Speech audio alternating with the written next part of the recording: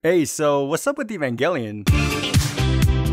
It was the early 90s when Hideaki Anno found himself in the Depression. He just finished directing a massive project handed down from the legendary Hayao Miyazaki, and he was trying to distance himself from it. He was developing new anime projects, but to his dismay, they were being shot down and rejected. One of the most famous projects that fell through was a sequel to the film The Wings of Honomis that he was directing with the anime studio Gainax. He'd been working on it for over a year, but Gainax's internal struggles shelved the movie permanently. In comes this company called King Records. They were interested in collaborating with Gainax on an anime project, and after a night out drinking, literally, they promised Anno that they would get him a time slot on TV, so Anno got to work. Neon Genesis Evangelion would be the name of Anno's new project, and in it he carried over many of the themes from his failed movie. The primary idea of that film was one of not running away, something seen in Ava's first episode. Anno would pull influences from different animes such as Mobile Suit Gundam and Devilman, as well as Western works like the Andromeda Strain and the 1986 film The Hitcher. Over the course of development, several things would be changed about the story. One of the most important factors to consider about the creation of this series is that Ava's production ran extremely close to its deadlines. In fact, the first cuts of episodes 1 and 2 were all that were presentable about 3 months before the series premiere in October of 1995. When it finally did premiere, there were only a handful of episodes completed, leading to a drastic deviation from the original plot. By Ava's midway point, the initial story had been abandoned completely. Originally, Ava saw the series ending with the defeat of the Angels and the failure of instrumentality because of it. Behind the scenes, Gainax was struggling to keep up with the workload. Anno described them as having inadequate materials and staff for Ava's production. This would ultimately lead to the majority of Ava's animated material being outsourced to another anime house, Tatsunoko Production. By the time episode 16 rolled around, Anno called for a pivot in Ava's plot altogether, and the story began shifting from a show of grand scale to one more about the psyche of its characters. The reasoning comes by way of Anno receiving a book on mental illness from one of his friends. This, combined with staff and budgeting problems, not to mention public backlash, it was concluded that the best way to move forward with the Ava train wreck was to completely run wild with it. This gave birth to the infamous abstract line art and the fixed image animation that the final episodes came out with. Ava's ending was met with hot controversy and sparked a national debate about what it really meant. Due to the series' notoriety, Anno and Gainax came out with 2 movies to better address the ending. In 1997, Neon Genesis Evangelion Death and Rebirth was released. The first half, entitled Death, was a re-edited recap of episodes 1 through 24. The film's second half, called Rebirth, featured a new take on episode 25. Gainax was planning to finish off Ava in the Rebirth part of the movie, but due to more budget and time constraints, the final part was saved for a second feature film entitled The End of Evangelion. Now, it's heavily debated why Anno decided to create a new ending for Ava. Some say he did it for revenge against the toxic fan base, and others believe it was done to better fit how the series ended in its original concept. While it was met with mixed reviews upon premiere, today EOE is widely viewed as one of the greatest anime films of all time, and it's also generally accepted as the true ending of Ava, but not really. In 2002, Anno began developing an alternate retelling to the story called The Rebuild of Evangelion. This would be a film franchise produced by Anno's own production house called Studio Kara. The purpose of the rebuilds was to tell the story of Ava the way Anno wanted it to be told without limitations of technology or budget. From 2007 to 2012, 3 new Ava films would be released. 1.0 would be a retelling of the original anime's first arc with slight changes, 2.0 would be a pseudo-redux of the rest of the anime with more apparent changes, and 3.0 was a complete departure from the original story. The 4th film, entitled Evangelion 3.0 plus 1.0, was slated for a 2015 release, but due to several delays in production, the film found itself pushed all the way back to March of 2021. With this film, Anno officially concluded the story of Evangelion. Today, Ava stands as one of the most influential anime of all time. It inspired a generation of mecha that followed in its footsteps, and it forever changed the landscape of possibility for anime. With it, we find the struggle of its characters and the voice of its creator. Its story is one inseparable from the history behind it. But yeah,